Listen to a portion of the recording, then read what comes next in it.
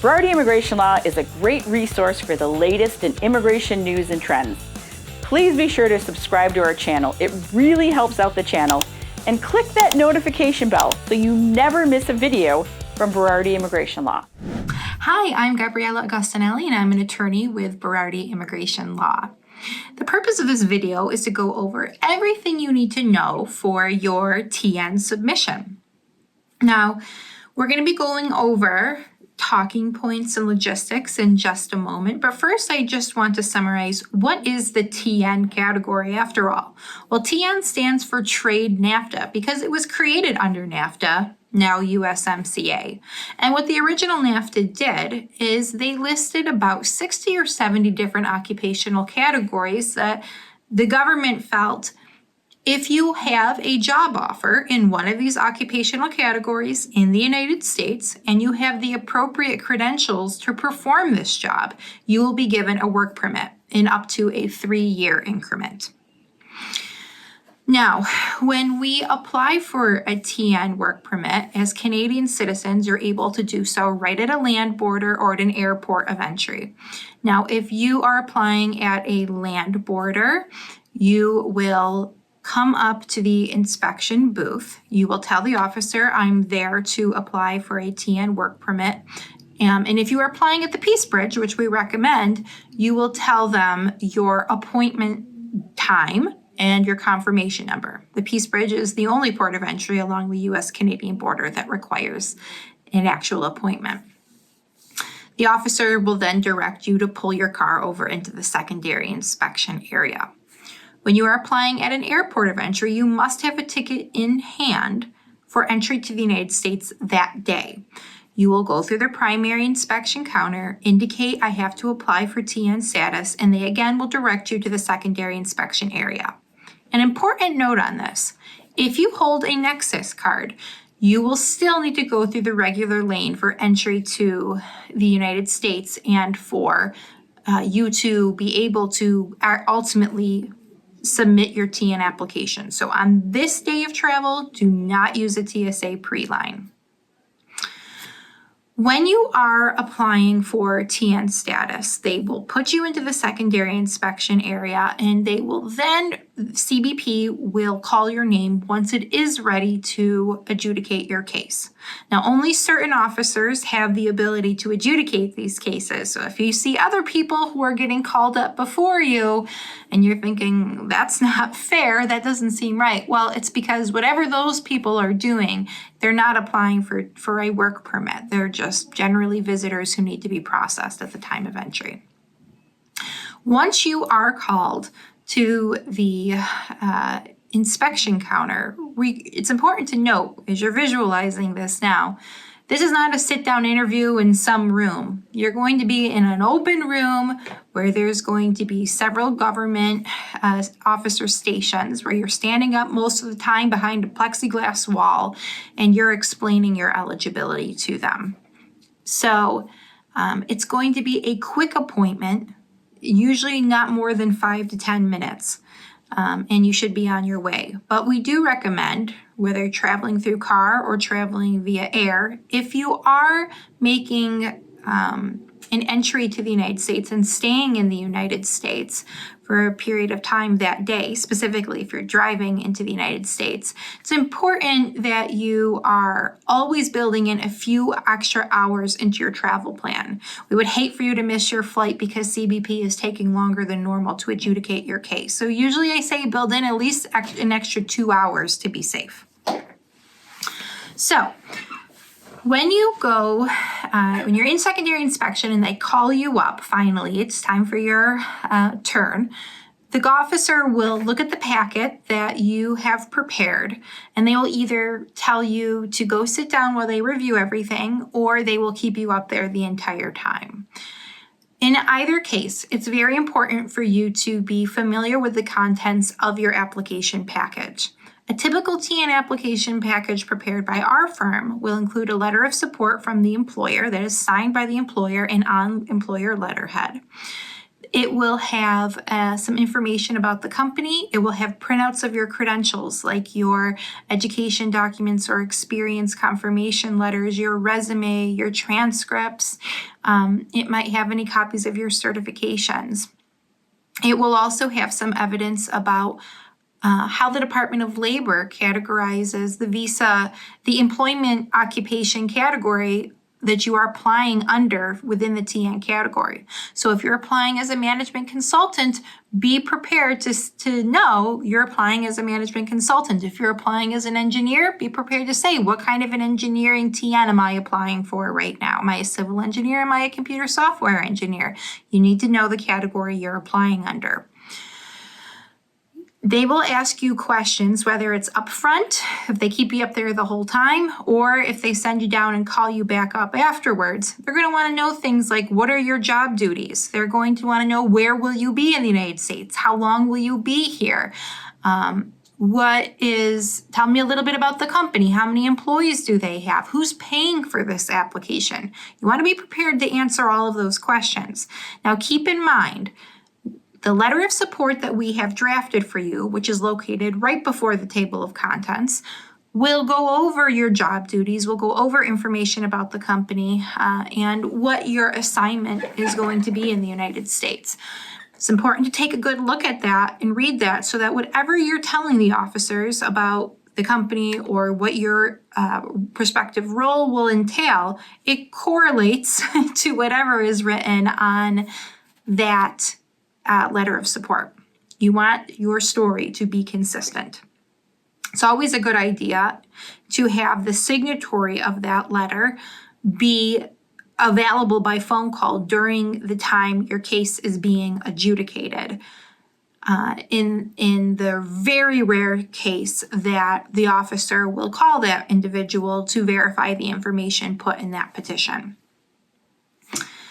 The officer will want to know, above all, that you are being truthful and honest with them about everything. The minute they suspect that someone is withholding information or is not being honest, that is when you start having problems, and we want to avoid that from happening. So be truthful, and remember, if you are applying as an engineer, the majority of your time should be doing hands-on engineering work. A proper TN applicant is not someone who's spending the majority of their time managing. That's an important distinction. When you have, or doing anything that is not related to the category you're applying under. If you're applying as an accountant, you shouldn't be doing marketing work. You're doing duties that are aligned with that of an accountant. We have included in your petition packet a publication from the Department of Labor that indicates what somebody in your occupational category typically does. So when the officer looks at what your listed duties are, and they look at that document for what somebody in your occupational category does, they will understand that these titles and these positions are appropriately aligned under that occupational classification under NAFTA, and it will give them more confidence to make an approval. Now, what do we do in the case where you feel like, boy, this interview is not going well. This officer doesn't want to approve me. This person's just giving me a really hard time, and I don't see this being successful. There's a few things you can do. First, you can ask the officer, can I contact my attorney? Or can you contact my attorney? Berardi Immigration Law's number will be at the bottom of the cover letter that we have given you in your packet, so they will know to contact us. If they are not willing to contact us or not willing to allow you to contact us, the next thing you can do is ask the officer if you can speak to a supervisor. If you speak to a supervisor, you might be able to talk a little bit more sense into that supervisor, or you might want to ask that supervisor, please, can I call my attorney, or can you call my attorney so that we can suss out whatever kind of hiccup we're having here. Finally, if you really feel there's no way this is getting approved, then I want you to use the following language. You want to ask the officer, I'd like to withdraw my application for admission to the United States. We want to have a withdrawal of your status instead of an outright denial. Denials are harder to come back from. But if you discontinue the interview before it gets to the point of getting denied, then you have a chance to go back home, regroup, and see how we can rehabilitate this situation.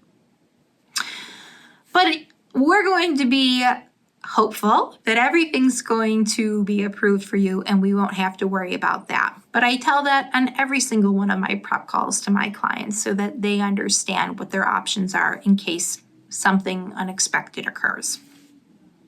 Assuming your case has been approved, what's going to happen is that the officer is going to take your electronic fingerprints, take your photograph on a little camera, and then will proceed to the counter where the officer will then charge you $50 to process your case.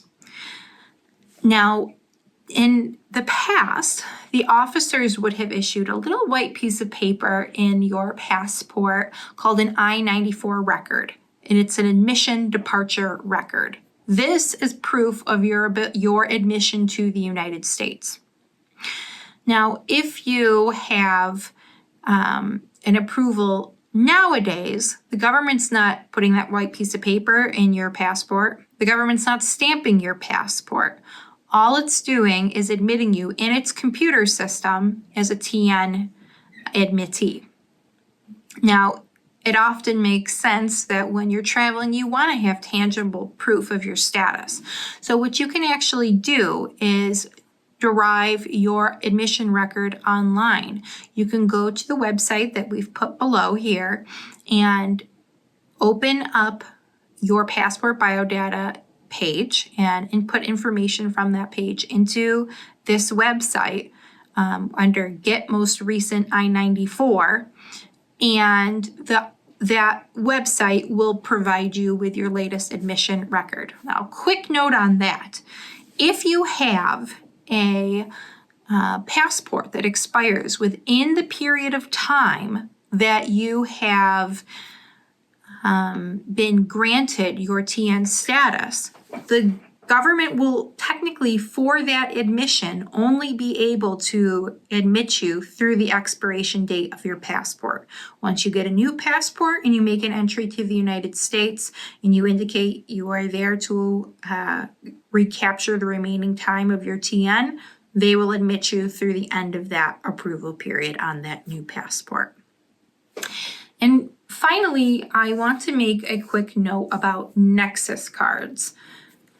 First of all, if you don't already hold a Nexus card, you absolutely should do it. It's $50, it lasts 5 years, and it gives individuals the ability to use TSA pre-check at the airport every time.